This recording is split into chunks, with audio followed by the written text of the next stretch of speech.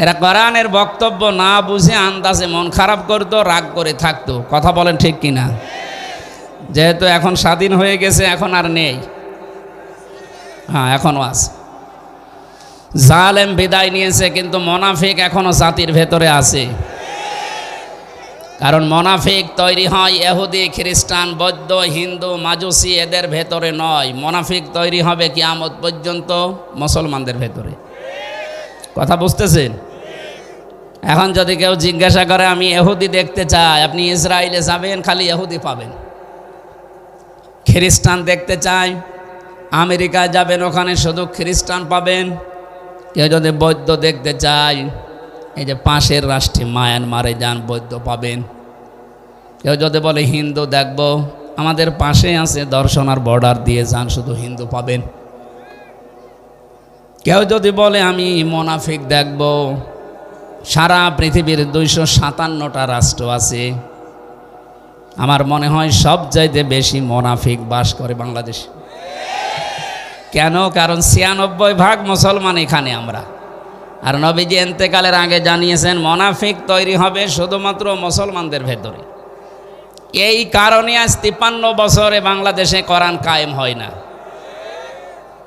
96% যেখানে মানুষ মুসলমান দাবি করছি, সে দেশে কোরআনের আইন চালু করতে এত বছর সময় লাগবে কোন কারণে বলেন?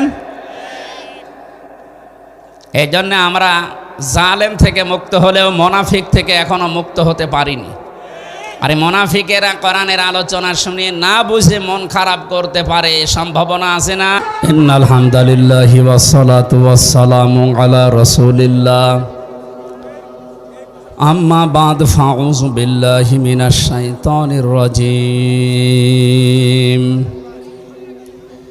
বিসমিল্লাহির রহমানির রহিম।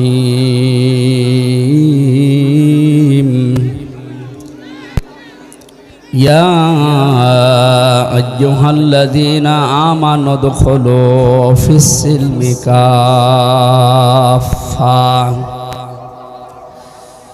সাদাকতা ইয়া রাব্বানা।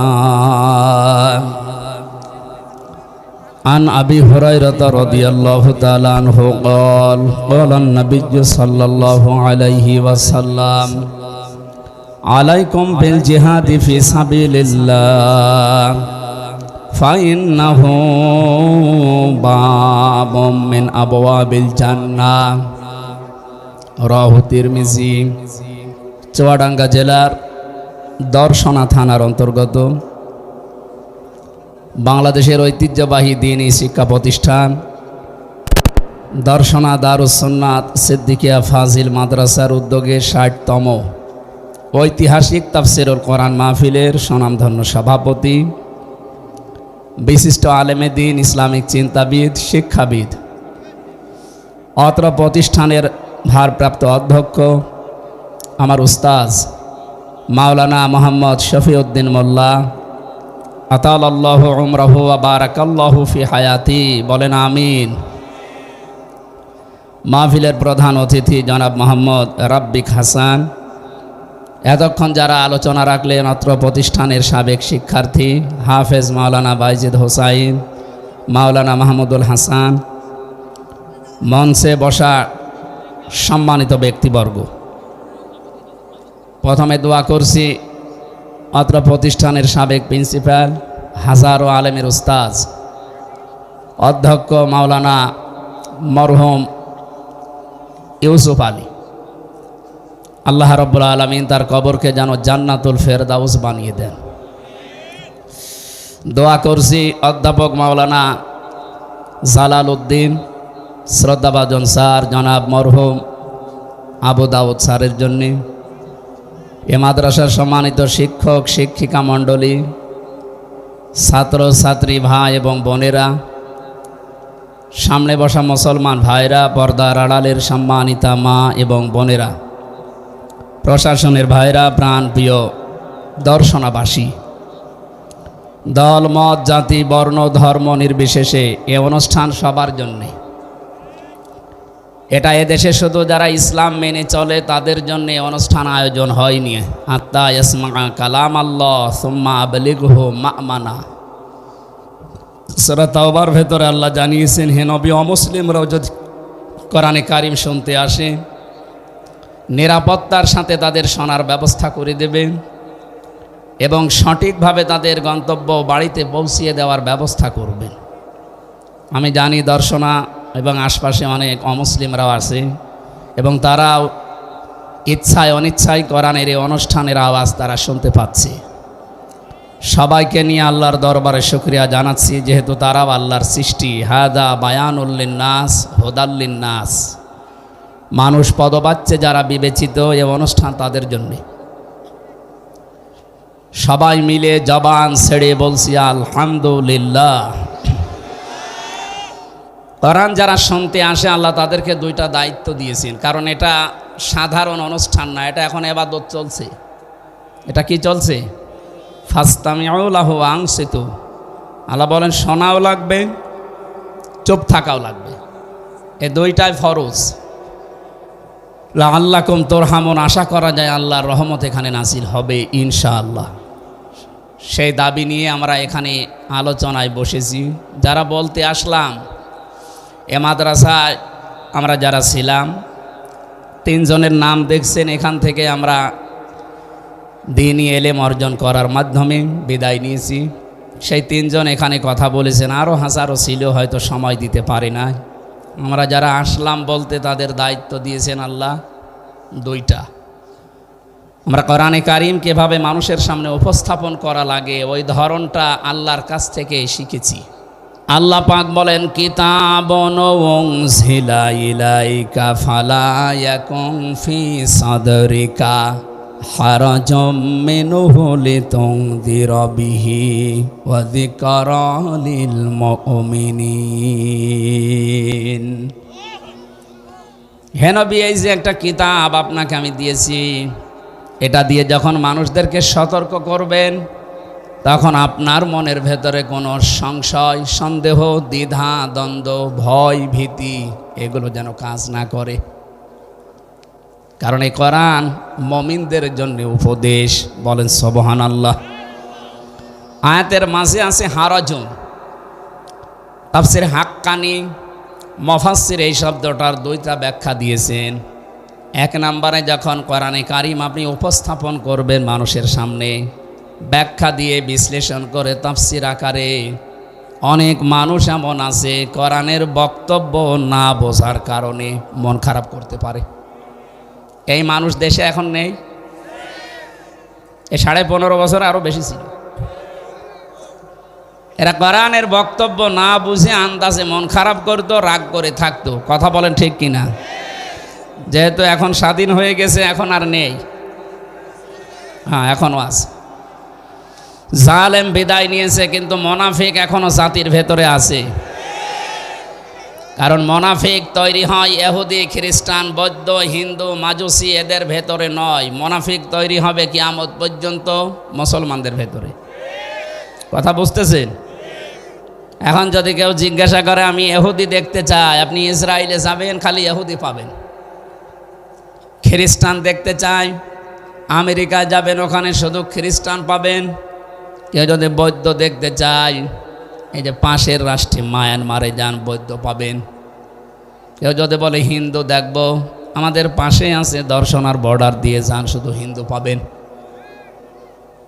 কেউ যদি বলে আমি মুনাফিক দেখব, সারা পৃথিবীর 257টা রাষ্ট্র আছে, আমার মনে হয় সব চাইতে বেশি মুনাফিক বাস করে বাংলাদেশ। কেন? কারণ 96% মুসলমান এখানে আমরা। আর নবীজি ইন্তেকালের আগে জানিয়েছেন মুনাফিক তৈরি হবে শুধুমাত্র মুসলমানদের ভেতরে। এই কারণে আজ 53 বছরে বাংলাদেশে কোরআন কায়েম হয় না।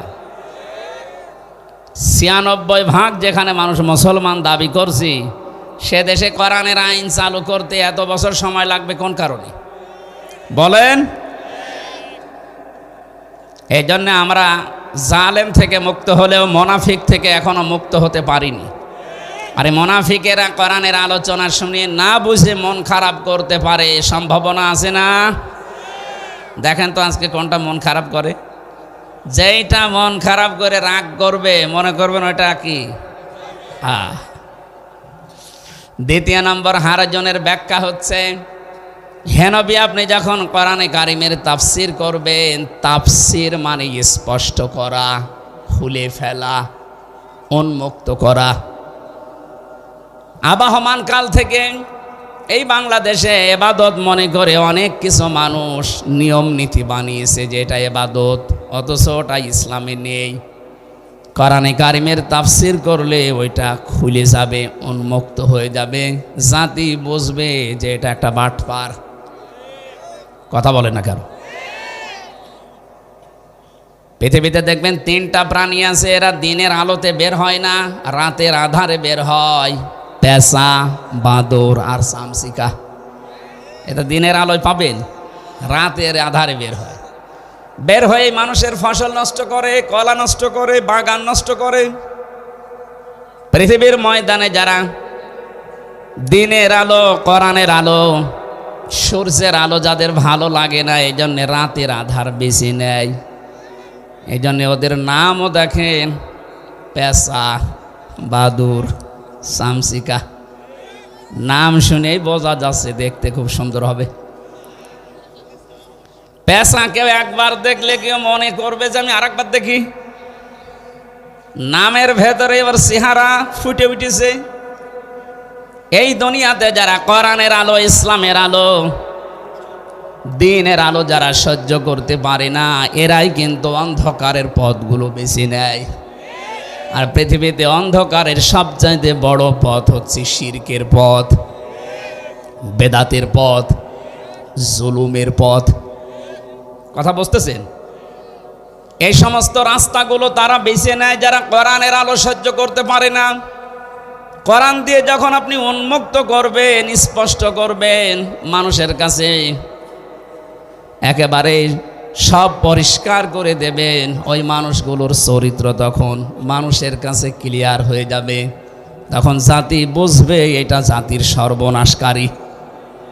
এই জন্যে ওরা তাফসির মাহফিলে কোরআনের কথা শুনলেই মন খারাপ করে।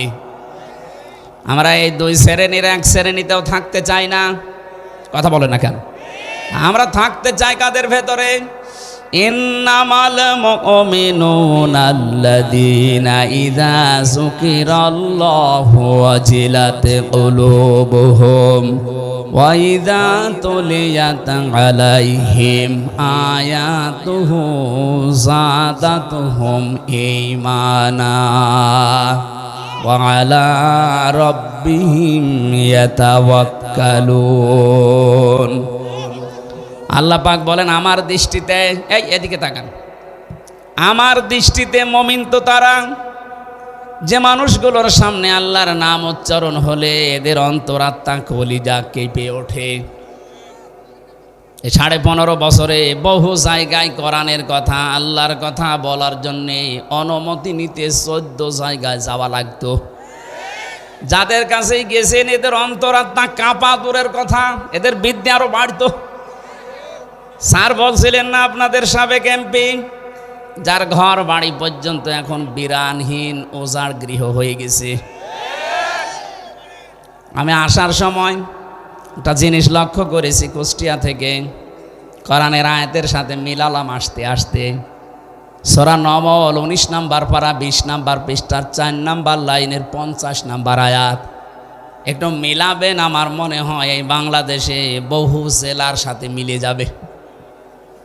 অমাকারু মাকারাও ওয়া মাকারনা মাকারাও ওয়া হুম লা ইয়াশউরুন।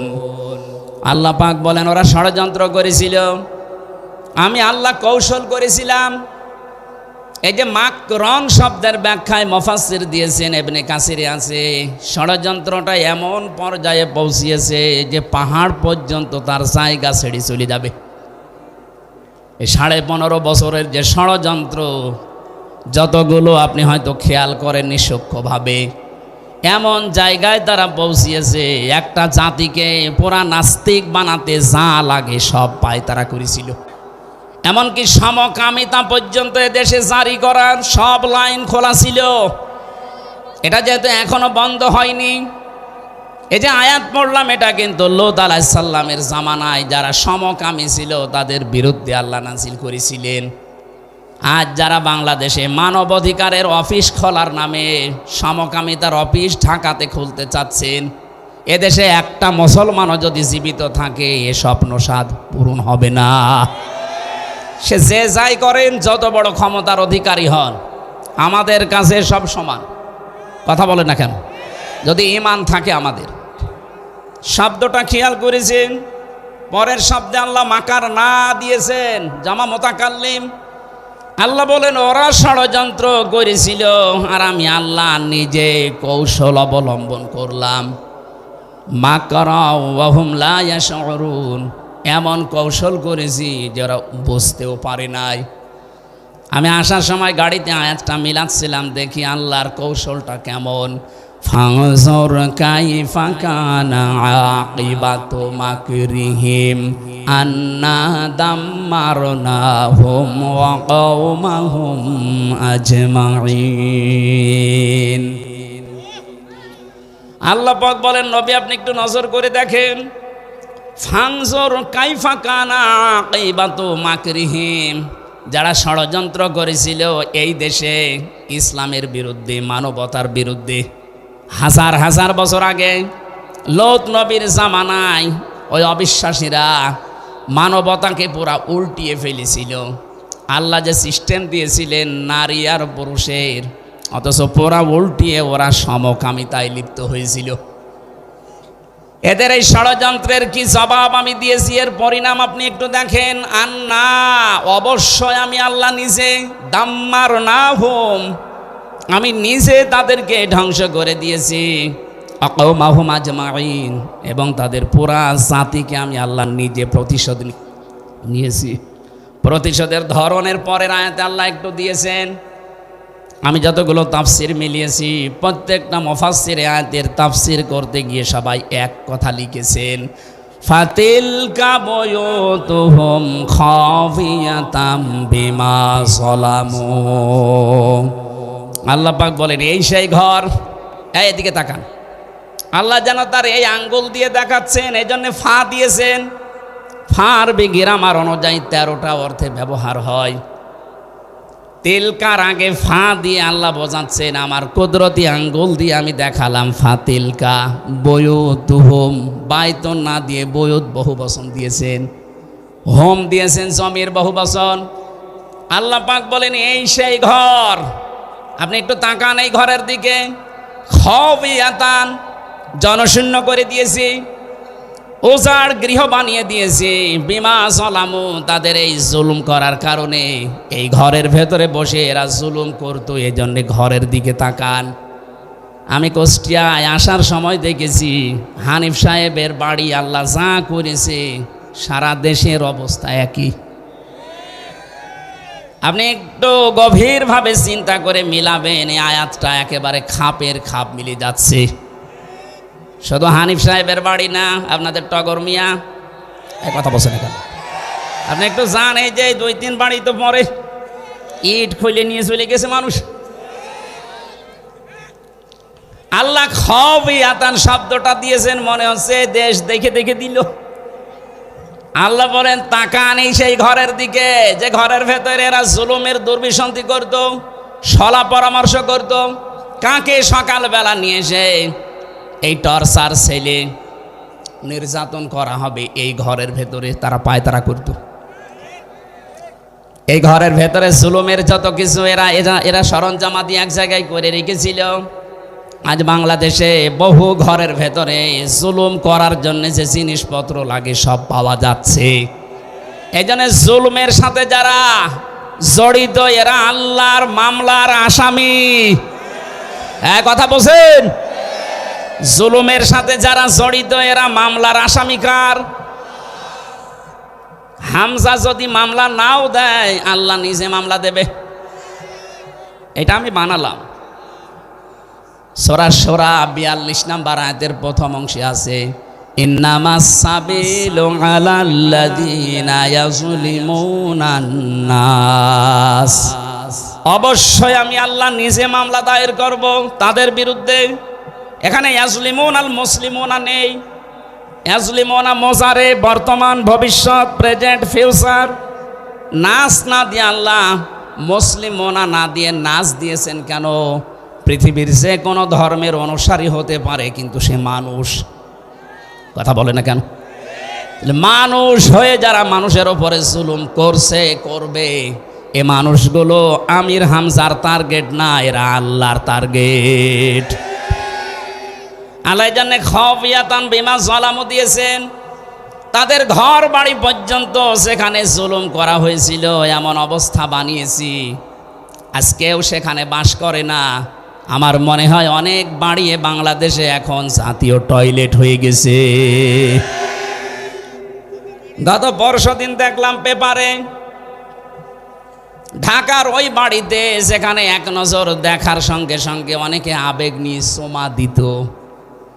কি আপনি দেখেননি এর আগে কত মানুষ সেখানে এক নজর দেখতে পারলে চুমা দিত? অথচ এখানে এখন দেখলাম এই 2 দিন আগের পেপারে অনেকে দলবদ্ধ হয়েছে, প্রসাব করছে।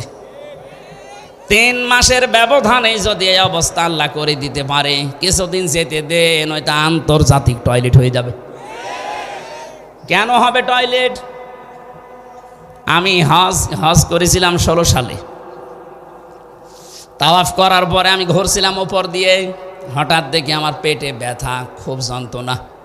এক পুলিশকে ডাক দিয়ে বললাম, হে ভাই, আমার পেটে তো ব্যথা করছে। এতক্ষণ তো আমি ভালোই ছিলাম। পুলিশ আমারে বলছে, ইয়া হাজিউল হুজ্জা তাই না বিলাদুকা। ও হাজি, দেশ কোথায়? যে তুমি বাংলাদেশ থেকে এসেছি। আমারে বলছে, আপনি জানেন না এটা কোন জায়গা? না তো, এটা আবু জাহেলের বাড়ি। আপনি এখনো পায়খানা না করে দাঁড়িয়ে আছেন, তাড়াতাড়ি করেন। এটা কোরআন শরীফ আমার সামনে, সত্যি কথা বলছি। পায়খানা করে দেখি আমার পেটের ব্যথা যন্ত্রণা ভালো হয়ে গেছে। আল্লাহ মনে হচ্ছে আমারে জানাতে চেয়েছে, হামজা, এত টাকা খরচ করে 6000 কিলোমিটার পাড়ি দিয়ে আসলে, আরে শয়তানের বাড়ি পায়খানা না করে চলে যাবা, তাড়াতাড়ি করো। আমার তো এখান থেকে মনে হচ্ছে আর কিছুদিনের ভেতরে যতগুলো জায়গা বাংলাদেশে জুলুমের আঁকড়া ছিল, ওই জায়গাগুলো জাতীয় টয়লেট আল্লাহ বানিয়ে দেবে। এদেশের যাদের পেটে ব্যথা হবে, বাকিটা বললাম না, কথা বলেন। 3-4 জন দেখলাম একসাথে টয়লেট করছে, পেপারে তার হেডলাইনে দিয়েছে ছবি সহ। 3-4 জন মিলে যদি একসাথে যায়, আর কিছুদিন যেতে দেন, একটাও থাকবে না। বাংলাদেশে যতগুলো জায়গায় জুলুম হয়েছে, ওই জায়গাটাকে আল্লাহ অভিশপ্ত বানিয়ে দিয়েছে। কারণ এই মানুষগুলো আল্লাহর মামলার আসামি। মামলার বাদী যত বড় হয়, কেস তত কঠিন হয়। আমার মামলার বাদী যদি সলিমদ্দি কলিমদ্দি হতো, 3 দিনও আমার জেলে থাকা লাগতো না। অথচ 3টা বছর আমার জীবন থেকে নষ্ট হয়ে গেছে। 30 বারের উপরে মামলা উঠেছে, জামিন হয়নি। মামলার বাদী সলিমদ্দি না, সরাসরি যিনি পালিয়েছে উনি। আর মামলার বাদী যদি সলিমদ্দি কলিমদ্দি হতো, 3 দিনও আমার জেলে থাকা লাগতো না। অথচ 3টা বছর আমার জীবন থেকে নষ্ট হয়ে গেছে। 30 বারের উপরে মামলা উঠেছে, জামিন হয়নি। মামলার বাদী সলিমদ্দি না, সরাসরি যিনি পালিয়েছে উনি।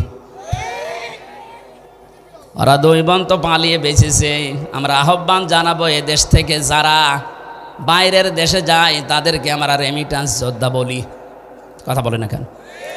আপনারা নিজেরাই যখন বলতেন আমাদের স্বামী স্ত্রীর সম্পর্ক, সুতরাং আমরা স্ত্রী হিসাবে আপনাকে মেনে নিয়েছি।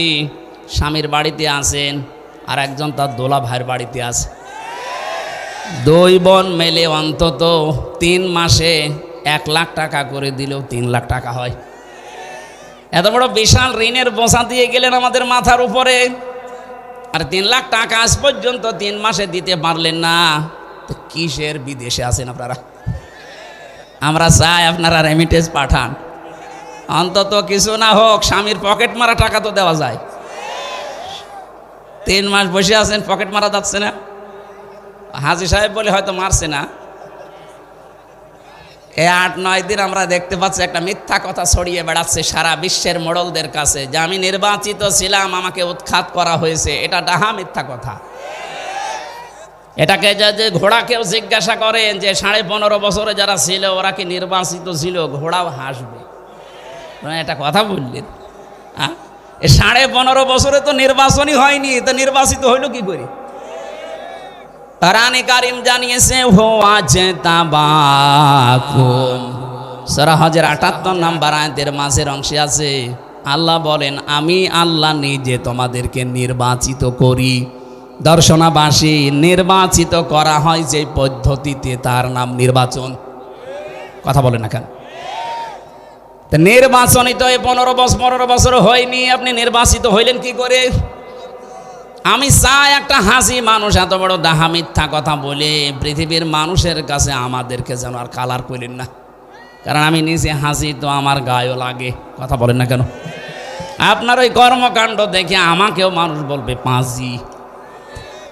আমি আপনার জন্য গালি খেতে চাই না, অন্তত যাই বলেছেন থামেন। আপনার এই আজেবাজে মিথ্যা কথার কারণে আজ হাজারো মানুষ মিথ্যা আশ্বাস পেয়ে এ দেশের ভেতরে মাঝে মাঝে বিশৃঙ্খলা করতেছে।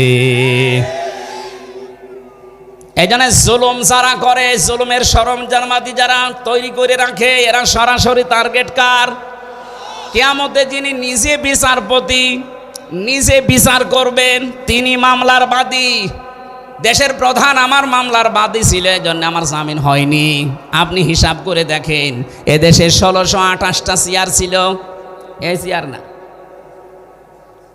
যারা 2 জন পালিয়েছে ওনাদের 2 জনেরও 2টা চেয়ার ছিল, একজনের আসল চেয়ার আর একজনের অদৃশ্য চেয়ার।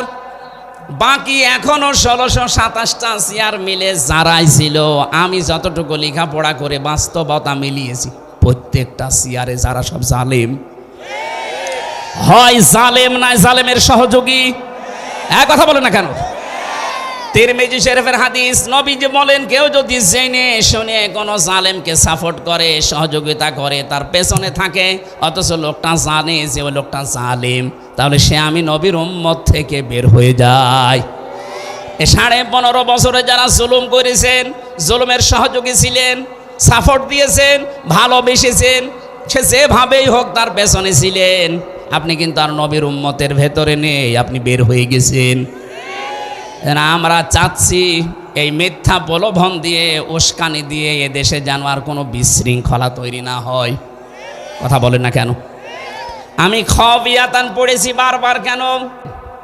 আল্লাহ বলেন ফাতিলকা বুয়ুতুহুম খাবিয়াতাম বিমা যালামু ইন্না ফি যালিকা লা আয়াতাল লিকাউমি ইয়ালামুন। এখানে লামে তাকিদ আছে, যারা জ্ঞানবান তাদের জন্য এখানে একটা শিক্ষা আল্লাহ দিতে চান। কি সেই শিক্ষা? আমি কিন্তু প্রশ্ন করবো এখানে এবার আলেমদেরকে। খাবিয়াতান শব্দটার ব্যাখ্যা বারবার এই শব্দ উচ্চারণ করছি এই কারণে, পৃথিবীতে আল্লাহ বোঝাতে চেয়েছেন এই যে লা আয়াতাল লিলামে তাকিদ লিকাউমি ইয়ালামুন, যারা জ্ঞান রাখে তাদের জন্য এখানে নিদর্শন আছে, শিক্ষা আছে। কি সেটা?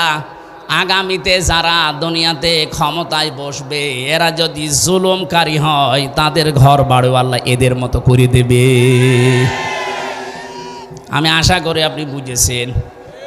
এরপরও যদি না বোঝার ভান করে থাকেন, এদিকে আসেন। ঠিক আছে। আল্লাহর দৃষ্টিতে ইমানের দাবিদার তারা, যাদের সামনে আল্লাহর নাম উচ্চারণ হলে ওদের অন্তরাত্মা কেঁপে ওঠে। অজিলাত কুলুবুহুম, তাদের কলবে কাঁপ ধরে।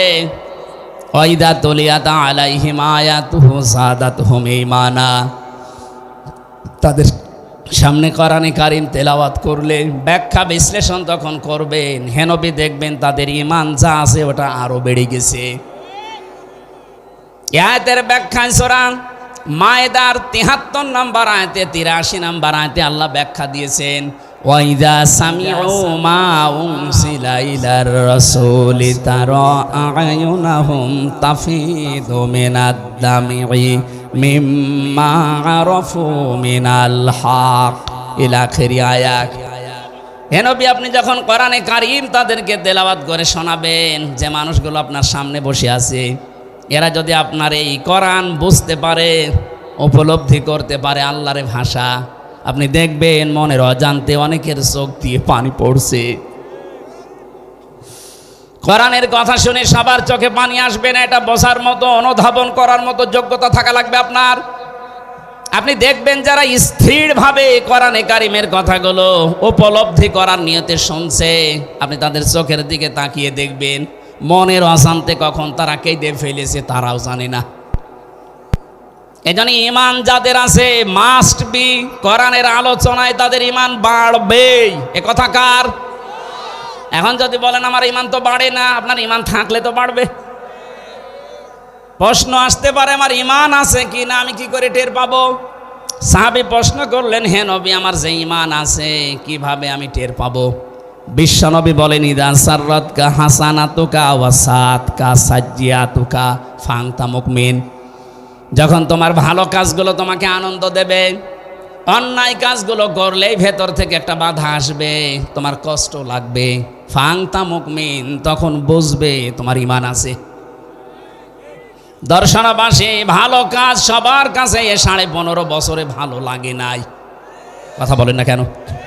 আমি জেলে যাওয়ার আগে 19 সালে এখানে আসার জন্যে ওনারা সব আয়োজন কমপ্লিট করেছিল। যেদিন আসবেন তার একদিন আগে আপনি মানা করে দিলেন। এ কাজটা কি খারাপ কাজ ছিল না ভালো কাজ ছিল? কাজটা তো ভালো কাজ ছিল, কোরআনের প্রচার করা। আপনি কোন নিয়তে এটা বন্ধ করে দিলেন? স্যার বলছিলেন যে আমির হামজা বাদ দিয়ে অন্য হুজুর নিয়ে আসলে হয়তো। কি অন্য হুজুর এসে আপনার বাবার কথা বলবে? এই জন্য ভালো কাজ যে মানুষগুলোর ভালো লাগে নাই, এটা যে বন্ধ করা অন্যায় ছিল, আপনার কাছে অন্যায় মনেও হয়নি। কথা বলেন না কেন? অন্যায় তো মনে হয়নি, আরো আপনি আনন্দ দিয়ে বাধা দিয়েছেন। আপনি নামাজ পড়তে পারেন, রোজা রাখতে পারেন, হজ করে আসতে পারেন, মাদ্রাসার সভাপতি হতে পারেন, আপনার ঈমান নেই। এটা আমি একটু বেশি বলে ফেললাম। না না, কিসের বেশি, কম হয়ে গেছে। আপনার ঈমান নেই আসলে।